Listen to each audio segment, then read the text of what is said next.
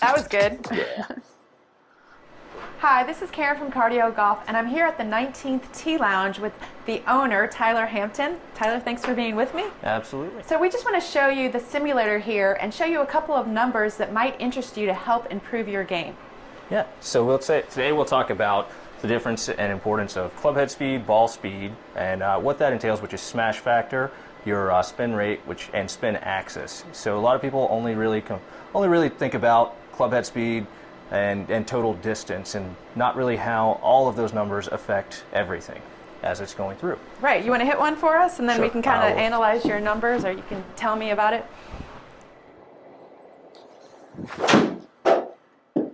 That was good. Yeah.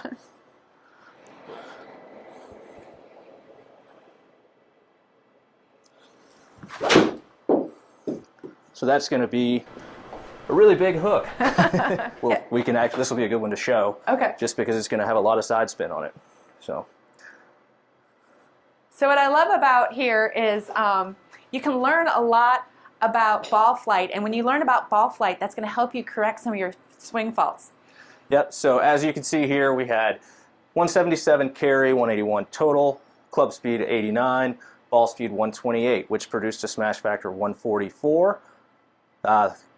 The path here, 2.9 inside out, that's not bad, but 7.2 degrees closed on the club face, so I shut that down with my hands right towards the end. The launch angle here at 19.2, which is decent for a 7-iron, spin rate's good.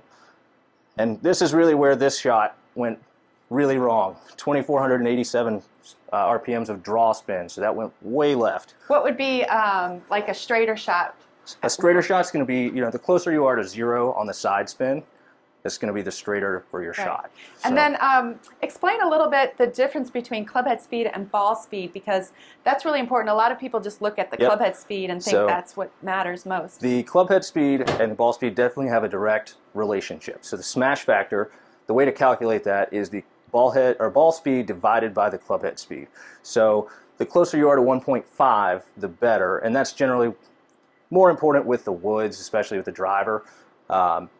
You would want, the closer to 1.5, the better. That means you're hitting the club very efficiently. 1.5 is the maximum legal limit for a USGA conforming club.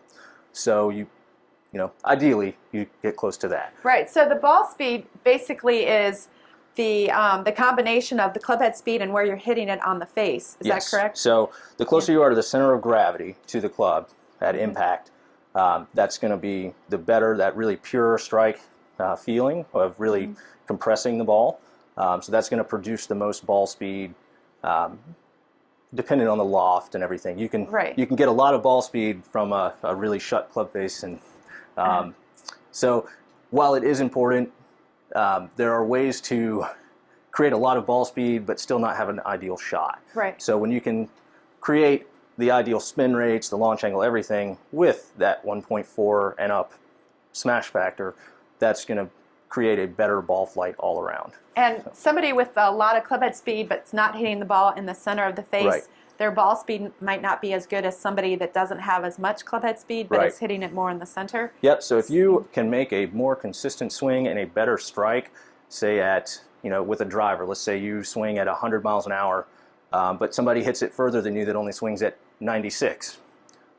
They're just striking the ball in a better place. They may create a higher ball speed just from hitting the ball closer to the sweet spot in the club. Okay. Well, here, do you want me to hit one, and then Sure. you can kind of analyze? My club head speed, ball speed is not going to be what Tyler's is at all, but it's a whole lot straighter. a little different. So here, when you come here, you can put this on practice mode, and then it'll also show you the club face, which is really helpful, gives people a good picture, and you can also play golf. Yeah, so you can see Karen's much better swing than what mine was. 0.6 inside to out, that's almost an exact straight club head delivery. 1.6 closed, which is what really creates that 465 RPMs of draw spin. And, over a 120 yard shot, that's only going to be a couple yards of draw spin. It's not going to be much. But that's also going to cut down on the backspin and keep it from really just stopping as soon as it lands.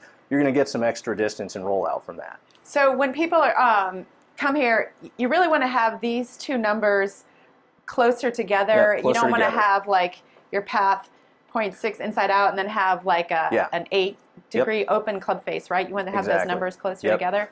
The open club face, if it's really open in relation to the path, that's going to create a really high spinny ball flight that's not really going to go anywhere. It's just kind of balloon up. Like if you ever hit the driver and it just pops way up in the air, or you see the wind catch it and it just goes, keeps going and skyrockets up. That's a really open club face generally, and it's going to spin a lot, which cuts your distance way down. Yeah. Okay. So, well, that's really helpful for people to understand these numbers. And you can come here and practice. You can also get a lesson from Tyler or myself. You can go to the 19tlounge.com to make a reservations to come here. And it's easy to book online, just like I'm sure you've all booked a tee time before. It's basically the exact same thing. All right, thanks, Tyler. Let's work on our swing. Yeah, clearly one of us needs to. Thanks. All right.